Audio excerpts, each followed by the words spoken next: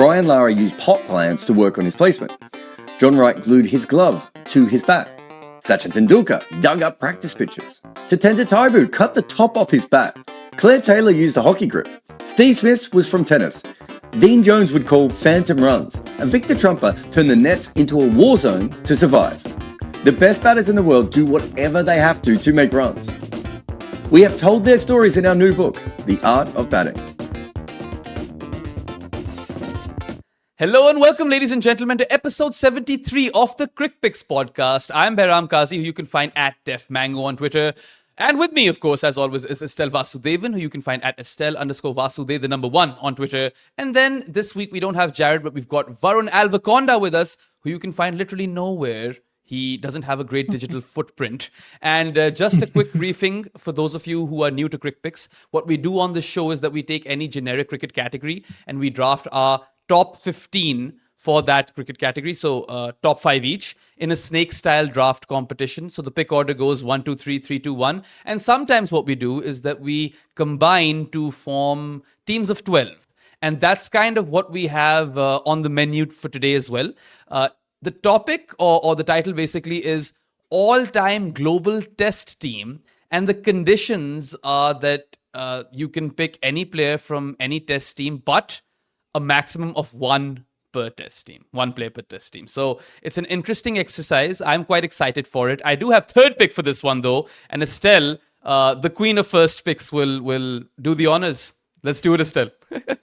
Yeah, so I will go with your reactions. I'm going with Glenn McGrath as my first pick. So I'm taking Australia off the table right away. Nice. Glenn McGrath. Yeah, I had him. Yeah. I had him in my perfect 12. I don't know about you, Varun, because you might have had the Don. But when I was making my team, I was like, maybe we need an Australian bowler over here. Mm-hmm. No, I think for me, I was like, it's harder to find great fast bowlers than it is finding number 3s. I think there's some other countries where you could go number 3. Uh-huh. Yeah. I'll never be upset with picking bowlers better. I'm like, come on. True. Plus, the record is outstanding, right? 563 wickets in 124 test matches at 21.64. That was his bowling average, which is ridiculous.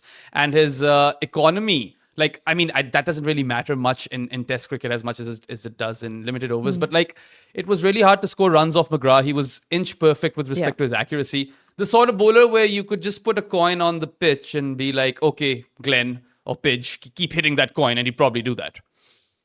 Yeah, also, if you look at his match factor, it's 1.6. So, he's just almost exclusively just bowling on flat pitches most of his career, right? Yeah. And he just gets better. That's the interesting thing about him. Mm-hmm. Absolutely. I mean, I feel like, the older he got, the tougher he got to face even. And he is the best fast bowler to come out of Australia. I think that's a fair claim. But anyway, Stell has taken Australia off the board. And Varun, that means it's your turn now. Let's see what direction you take. Yeah, so I think before we started this, we were like, what's the best strategy? Go weak first or strong team first? I went weak teams first because I was like, they're hard. It's because then the stronger teams have more variety. So I was like, that's why I was like, with Australia, that's why I was like, I wasn't going to pick them first. So going with the weak team, I'm going with Andy Flower from Zimbabwe. Oh man, he stole my pick. Yeah. So he stole my the question I want to ask is, there is a big disparity between him and the second best cricketer. You'd probably say is Heat Streak, isn't it? Yeah, I would say so. Yeah. But if you also, need a wicket keeper, you really don't look elsewhere. Thing with Andy Flower is you could make a very good argument. He's in an all-time 12 anyway, even without this condition. Yes. Right? No, absolutely. I mean, there's so much that you get. You get a really, really good wicketkeeper, but that's the least of his powers or the weakest of his powers, I feel. Because the man has 4,794 runs in 63 tests, and he's averaging 51.54 with the bat as a wicketkeeper, which is unheard of. 1,200s and 2750s to his name, and terrific player of spin, left-handed bat, a master of the sweep shot. So yeah, I mean, there's a reason he was my first pick, because I felt like, you get Zimbabwe off the table, and then your pick is Andy Flower. It really is a win-win. Yeah. And it's not a weak pick, right? Like Varun mentioned. I think we picked him in some kind of global something 12 before as well, because he does arguably make it into a all-time 11 anyway. So I had him as my Zimbabwean pick as well, because he was like the easiest one to go with. Yeah, absolutely. I wouldn't have been surprised if he was actually first pick over here. Because had I been number one, I would have gone Andy Flower. But anyway, he's gone, McGrath's gone, and Zimbabwe and Australia are gone. And that means that now I have 2 picks in a row. So for my first pick, I will go for an opening batter. And I'm going to England. Let's go with Jack Hobbs. Okay. 5,410 runs in 61 test matches at an astronomical batting average of 56.94. He's got 1,500s and 28 50s in test cricket. But then you can't talk about Jack Hobbs and not mention his first-class record, right? He has the most hundreds in the history of first-class cricket, which the number as per Cricinfo is a whopping 199. But I remember Jared telling me that there's no correct way to tell what that number actually it's either is. 197 or 199. That's So all we're the going to go with cricket nerds argue about 199. that. Yeah. Sounds better, doesn't it? Absolutely. And, he opened in 54 out of his 61 test matches as well. And if I remember the numbers correctly, he was even better when he opened the batting.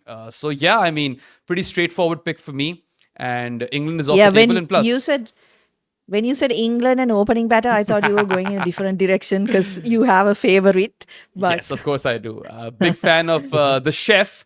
But I mean, look, I think a lot of this has to be attributed to Jared's book, The Art of Batting. I don't have my copy yet, but we've had so many conversations around it and done so many podcasts on it at this point that, instantly when I was thinking of openers, I was like, yes, we've got one opener who is averaging a fuck ton and he is an all-time great as well. So I went with Jack Hobbs.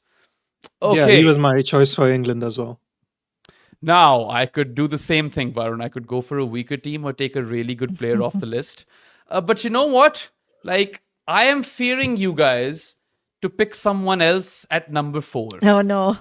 Yeah. So just to eliminate that entire ordeal, right? I will go to South Africa and pick Jacques Kallis as my next pick. Yeah. At number Okay, 4. I was not expecting that. Oh direction. my Dude, God. you also you get an all-rounder in Jacques Kallis as well. And I mean the record is spectacular in Test cricket. Test cricket was his best format. 166 test matches, 13,289 runs, an average of 55.37, which is unreal.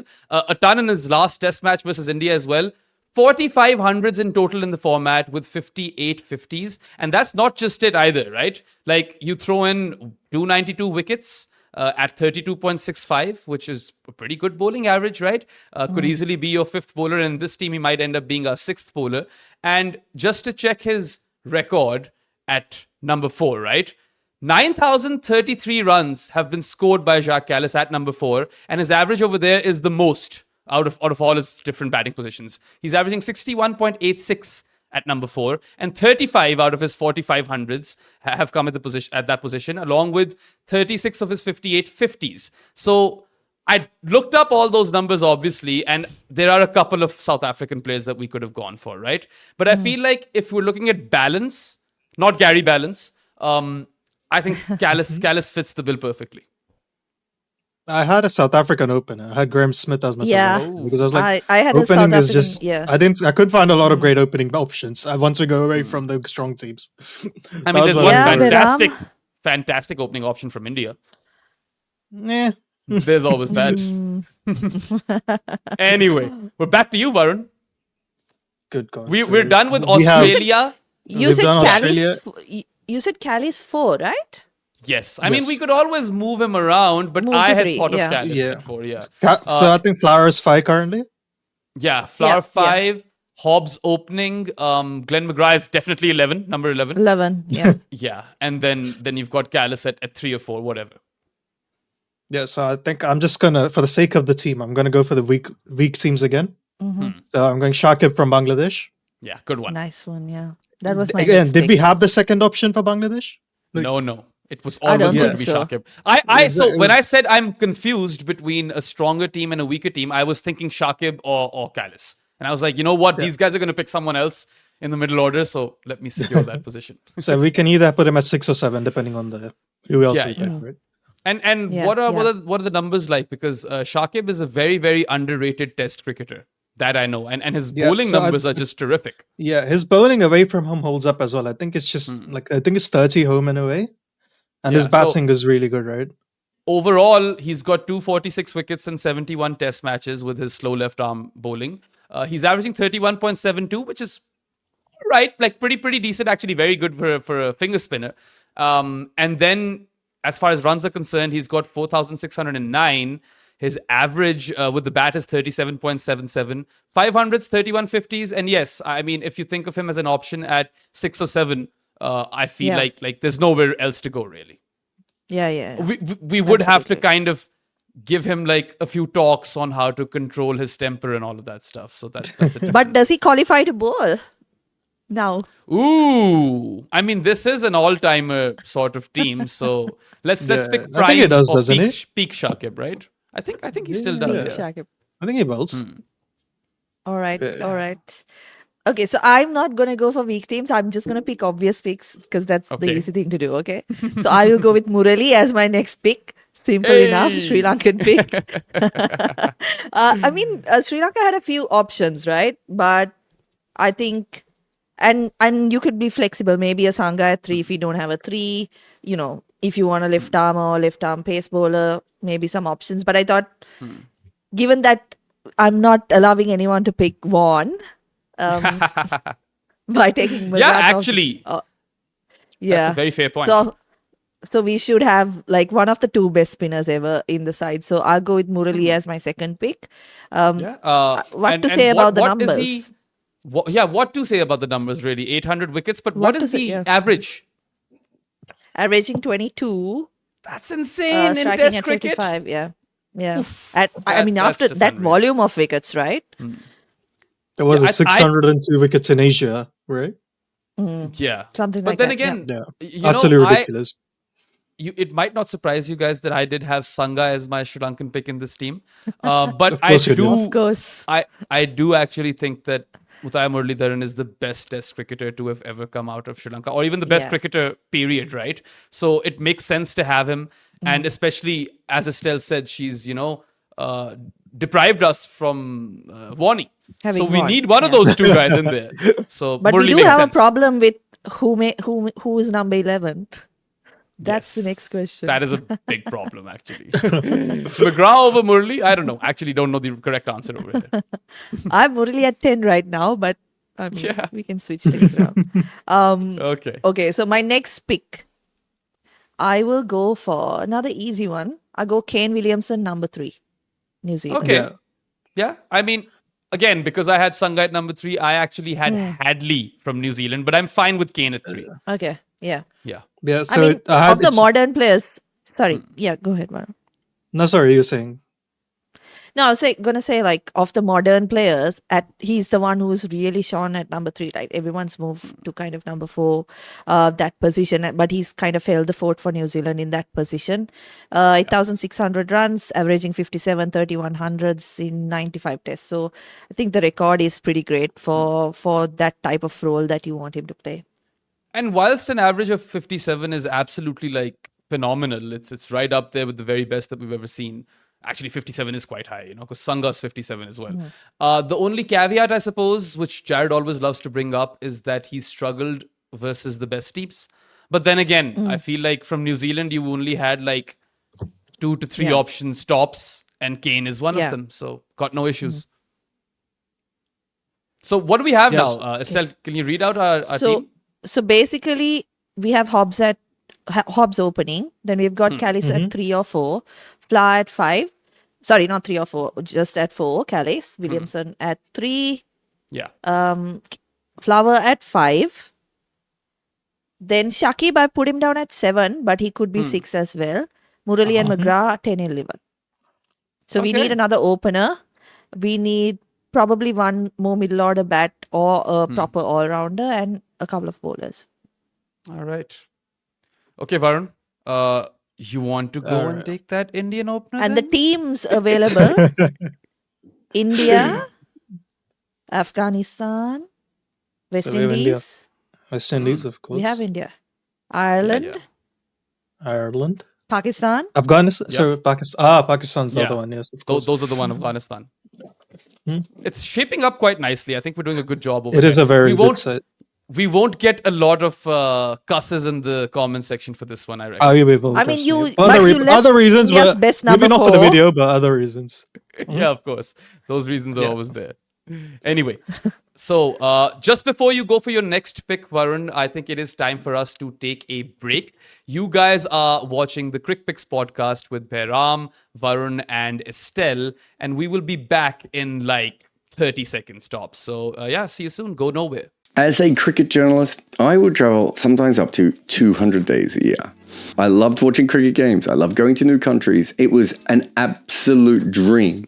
But there was one thing I hated more than anything else about it, and it was this little pin. The thing that I need to change my SIM card in every new country. The absolute worst thing about this pin and SIM cards is when I was traveling to the West Indies, of having to arrive in every new island or country and having to work out if I could still find this pin and then line up and get my SIM card in every single airport. Well, now we have the answer thanks to Sally. They can make it so you never have to worry about this nonsense ever again. They use an eSIM app that once you install once, it is easy, simple, and cheap. Oh, and it works in more than 160 countries. And you can throw these pins away forever because now you just need to download the Sally app before your trip. And if you do it with our code, Good Areas, you get an exclusive 15% discount on Sally eSIM data plans. So before your next holiday or work trip or any time you have to travel to another country, download the Sally app and use the code Good Areas, or one word, at checkout, and you can travel like a pro with Sally. Welcome back to the Crickpicks podcast. You guys are with Behram, Varun, and Estelle. And we are currently creating or drafting an all-time global test team. And half of it is complete, I reckon, guys, isn't it? We are 6 out of 12. but we have 7. Yeah. Oh, we have 7. So 7. Australia, Zimbabwe, South Africa, New Zealand. Who England. else do we have? England. England, And Bangladesh. Bangladesh. Yeah. Yep. Those are off the table. Varun has his third pick coming up, and I'm curious to see where he goes with this. So I think you picking Callus is actually helpful here because I'm going with another weak team. Okay. So I'm going Afghanistan. I'm going Rashid Khan at number 8 in this scene. All right. Yeah. Checks out. Again, I mean, who else? There is who else again could no you have other gone for? answer, right? Yeah. So because we have 2 spinners, I think having Callus does help in this case. Yes. Plus, Yeah, now yeah, you yeah. have an off spinner, right arm off spinner, the best one ever. And, you know, Rashid Khan is still a very, very potent wrist spinner, right? And I mean, from what I recall, his test numbers are pretty good. Let me check real quick. Are they? Yeah, he's got They're not bad. 45 wickets. 45 wickets Yeah. in 6 test matches at 20.44. And I know, of course, you know, you have to take those numbers with an ounce of salt. But still, whoever you're playing, if you've taken 45 wickets in 6 test matches, Yeah. and I remember he failed in his first test versus India. Yeah, he got smashed didn't- over by India. He didn't do well. So those It's are still basically incredible like, after that. yeah, all of those wickets have come in 5 test matches, essentially. I think it's still spectacular. Like you have to hand it to him. It's not his fault he doesn't get to play this format a lot. Yeah, and it's there's no other pick from Afghanistan, is there? Like, I mean, if you were really struggling, maybe you could have picked an opener, but it would have really diminished the quality of the side. A vibes Yes. pick would have been very much number as an opener. Yeah, that would have been very, very hipster. Or Mohammad Nabi as your rounder. And that wasn't that bad, but we have Shakib, right? So actually, if you guys think about it, we are completely sorted for spinners. We've got a slow left armour, Yeah. we've got a wrist spinner, and we've got a right arm off spinner who has a dusra. So, And you could pick the all-rounder from West Indies if you wanted. I mean, Yep. I could. There's always that option. And you know what? He fits into the team perfectly as well. So should I just go for it? Yes, Man, I have a few other really good you've players I got wanted 2 to pick. picks, so Yeah, I do have 2 picks. You know what? Screw it. Let's go for that all-rounder. My third pick is going to be Sir Garfield Sobers from the West Indies. And I mean, the record is just unbelievable. 8,032 runs in 93 test matches. He's averaging 57.78 with the bat. 2600s, 30-50s, so great conversion rate. And one of those 2600s is his 365, which was the highest score in Test cricket for a hot minute before the advent of Brian Charles Lara, of course. And as far as his bowling is concerned, he's got 235 wickets at 34 apiece. And as Varun said, he gives us so much flexibility because this is a guy who can bowl left arm seam and can be a slow left armer as well. So he's going to be perfect for us or our team, for our team across all conditions. If the ball is ragging, then you go and tell him to bowl some slow left arm stuff. And obviously, if it's a seam friendly pitch, then he goes for left arm pace. But yes, I feel like there were 4 very solid options from the West Indies, and we've picked the right one. Yeah. Because our team combination kind of required someone to come in at 6 and be a batter who averages nearly 58 and then also a very splendid bowler. Yeah, he gives you a lot of options. I think without him, it's very spin friendly, right? We don't have, we only pick McGrath or maybe Callis, but he gives you that like extra flexibility. Yep, absolutely. So my picks have been Callis, Hobbs, Sobers, right? It's interesting because I've gone for 2 of the greatest all-rounders to ever played the sport or graced the format. And I've gone for arguably, one of the best openers as well, or unarguably one of the best openers. Now I'm confused, okay? For my last pick, I could go either India or Pakistan. But Varun, I'm really confused with Pakistan. There are 2 players who both make sense, right? It really depends on what you want for this team. Right? And I mean, obviously, one of them is a better cricketer, but maybe the other one makes more sense. I don't know the answer to these questions. So I'm sorry. I'm just going to go ahead and take India off the table. Then actually, no, I can't do that either. I can't do that because we might need a bowler from India then. No, we got it either way. You're going for bowler from Pakistan. What's our bowling attack? So we have Our Rashid. bowling attack McGrath. is Rashid, Murali, McGrath, Shakib, Sobers, Callis. Yeah, see, that is tough now because we don't have frontline seamers and our team is about to end, right? No, both the Pakistanis are great bowlers, so I think you will find They are both great bowlers. It's a tough one. You're making but this hard for yourself. I'll go go with for Indian a opener, man. I could go for the Indian opener and leave this tough choice for Varun. Okay, let's do it. I will go for Sunil Gavaskar as my last pick. And of course, both of our openers are averaging over 50 with the bat now. Sunil Gavaskar, of course. In fact, the top 6 are all averaging 50, Behram. Yes, that's true, actually. Sunny G, of course, played 125 test matches, 10,122 runs to his name, 34 hundreds, 45 50s, a batting average of 51.12. Spectacular, really. And in my perfect 12, I had Gavaskar and Hobbs opening. So yeah, I mean, that's an easy one to take off the table. And India's also done now. So Varun, I suppose you can go ahead and make that very difficult choice between the 2 Pakistanis then. Or you can leave Pakistan out of it and pick an Irish number 8. The Irish one is very obvious, isn't it? It's like a Shakib type pick. Is it obvious for me? I was like, I don't even know. I don't know. I don't know. Yeah, I'm just glad I'm done. My job in this podcast is over. Great, I'll tell you that. Okay. I think let me actually go for at least one good team pick. Yeah. Yeah. Because you've like taken the bullet for us, right? You picked all the weak teams. So all right, so Pakistan. So let's actually discuss this. So we have Wasim Akram or Imran Khan, right? I don't actually think there's a lot between them with the ball. I think you could argue Imran's a better bowler as well, right? Yeah. So with Imran, you get better batting, of course, and obviously he's a grade A fast bowler as well. In fact, his bowling average is better than Wasim's. But with Waz, you get the left arm angle. I don't know. But he's also captaincy and something that you consider. Ooh, yeah. I mean, we are considering that. We have Sobers, but I don't know, man. Imran is probably a pretty solid option. I'm picking Imran Khan. Move Imran to 7 and Shakib at 8. Rashid Khan 9. Let's do it. This team basically just bats forever. I personally would want Waz. This is a Gautam Gambhir's wet dream. That's what this is. It's a tough one, But I think all our all-time teams are like that because guys like Imran Khan and Sobers always make it, right?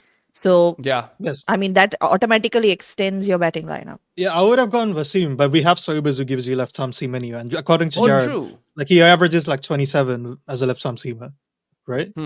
That's you'll true. Take. I don't think it matters much. And Imran Khan is one of, again, a very underrated bowler. Like, it's funny we have both Imran and Callis, because Imran is the most overrated batter and the most underrated bowler ever, and Callis is the most underrated batter and the most overrated bowler ever. So it's a very good mix. Yeah. And Imran obviously has that hot streak, right?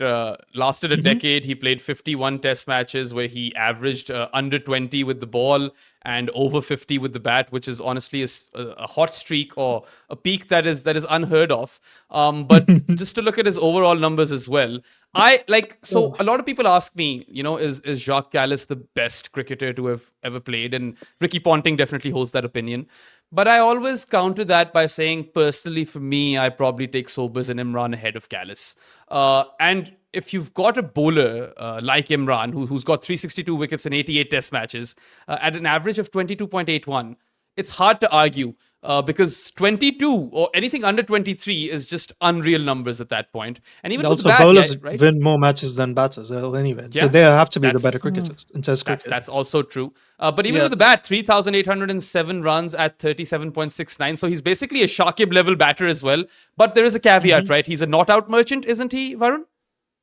Yeah, a bit of it. I'm not usually bothered by the not outs because I'm like, okay.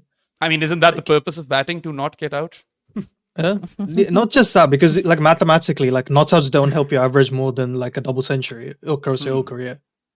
Yeah. So it's like I'm not too bothered by it. Okay. Right? So I think the way we say it, like with Callis, like he gave South Africa the ability to not lose for like a few years, whereas Imran basically gave Pakistan the ability to win for a lot of years, right? If you come look at the 80s, look at how many games they win versus West Indies based on Imran on his own. Yeah. True. Right? Yeah, I suppose it's. Plus we are batting forever, so maybe this team could even bat quickly if it wants to. But Estelle, I don't think the Irish pick is obvious anymore because we are a little light on seam bowling. Yeah, actually, we are a bit light. I mean, Callis is supposed to be our sixth bowler. Yeah, but I think if you look at the team, the only differences I had was probably I didn't pick Callis. I had Smith and I had Tendulkar instead of Callis. So, pretty straight. I mean, I could probably stick to the same person I had picked originally, which is Mark Adair. Because he gives you a bit of, he's like, if you really want to replace Shakib in the side, you could probably bring him at 8 since Shakib's batting at 8 in this side anyway. So we've got Glenn McGrath, Imran Khan, Garfield Sobers and Jacques Callis. I think the fast bowling is a bit light, guys. Yeah, so Mark Adair is your... Bowler, right? Wait, Mark Adair is not a fast bowler, is he? He's a fast bowler. Mark Adair is like... a medium. Is fast, is like medium probably, yeah. I mean, medium you could have pace, gone a bit in the past and picked up the OG from Ireland, but he never played Test cricket for them, did he? Which one? Fast bowler, Boyd Rankin. I don't think he might have. He might have missed out on Test cricket. One I also had Lock and Tucker as the 12th man. Lock and Tucker was the other option, right? By far, like the best record with the bat. But Adair's record is 25 wickets in 7 tests, averaging 28, right?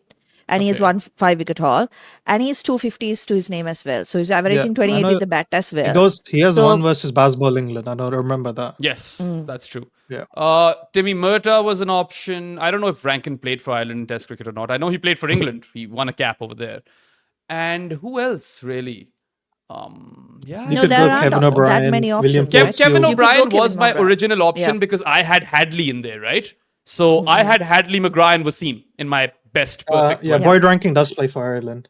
Oh. Yeah, I think he played 1 or 2 tests. Maybe 1 for England, 2 for Ireland.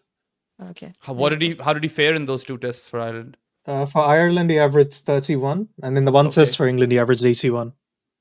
Can you do some quick numbers for us and check who is the best performing fast bowler for Ireland, like in history in Test cricket? It is Adair. It must be Mark Adair. Yeah. If it's Adair, then it's the perfect pick. Yeah. So Adair's got 25 wickets. Yeah. I think Andy McBride has 25 as well, but averaging 41. So, yeah. And considering like it was basically on the all-round option as well. Like if you really need to replace Shakib for a medium pacer, then you can bring Adair. Probably might as well, I guess. I don't even know. The only flaw in our team that I find is that Test matches are won by taking 20 wickets, and it's like our team can just bat forever, you know? Yeah, but they can take 20 wickets too. Like they've got McGrath, Murali, Rashid Khan, Shakib, Imran Khan, Sobers, Yeah. Callis. Yeah, actually, they can. That they attack's can. taking 20 wickets, right? That is. Yeah, that's what I was thinking. Yeah, Hmm. it's taking 20 wickets. I think it checks out. It is insane on batting depth, but then again, enough in the It's bowling, I simply suppose, to because, take like, 20 when you wickets. pick like a Sobers or Imran Khan, like, Hmm. that's you're picking them for one skill, but they offer you Yeah, because like 90% of the second, right? so with Yeah. McGrath and Murli, you have at worst 2 of the top 5 bowlers of all time. Mhm. Right? Imran is probably in the top 10. Yeah. So it's not a bad team, right? We've seen teams with like 3 great bowlers dominate attacks. Heck, And Murli, how many wickets does Murli take on his own for Sri Lanka? Yeah. Yeah, that's true. I mean, we all remember that test match in England, right? Which is in Jared's book, of course, Overthrowing Cricket's Empire. Do you remember where he- it, Behram? I don't remember it, but I've seen enough footage on it, Estelle. You, of course, remember Craig McDermott playing. So, but anyway, I think we've done all right over here, guys. So, Estelle, Yeah. if you could tell us Let me first read it the out. entire 12 and then everyone's individual picks as well. All right, so we got Jack Hobbs from England, Sunil Gavaskar from India, Kane Williamson, New Zealand, Jack Callis, South Africa, Andy Flower, Zimbabwe, who will be keeping, Garry Sobers at 6 for West Indies, Imran Khan, Pakistan, number 8, Shakib Al Hassan, Bangladesh, number 9, Rashid Khan, Afghanistan, number 10, Muthaiya Muralidharan, Sri Lanka, and number 11, Glenn McGrath, Australia. 12th will be Mark Adair from Ireland. And our individual picks. So I went with Glenn McGrath, Murali, Kane Williamson, and Adair. Strong. Varun went with Andy Flower, Shakib Al Hassan, Rashid Khan, and Imran Khan. And Behram went with Jack Hobbs, Callis, Sobers, and Sunil Gavaskar.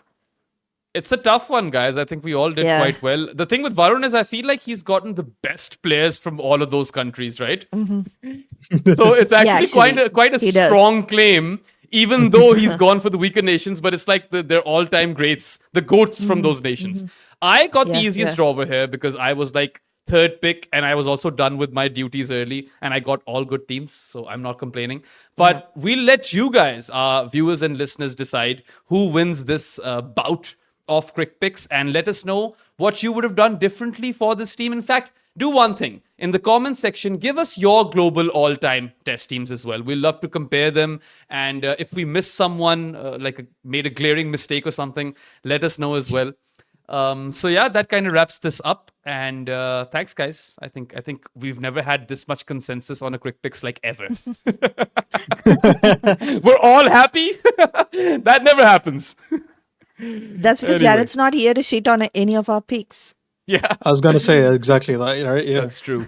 Very, very true. Anyway, that wraps up this episode of the Crickpicks podcast. Just a quick reminder for you guys, you can go to goodareas.co and bookmark that webpage, and that can prove to be your one-stop shop for all the fun work that we do as part of this team, whether it be written content, podcasts, or videos. We'll see you soon enough on a Footmarks or a Kimapa show or another one of our shows. But that's all for today, folks. Have a good one, and goodbye. Ross Taylor couldn't see at night or when the clouds were in. Eventually, he had to see an eye specialist who would fix his eyesight. In the 2 years before the change, he still averaged more than 50 in international cricket. The top level of batting talent can basically see in the dark. That is who we are talking about in our new book, The Art of Batting. Head over and order your copy today.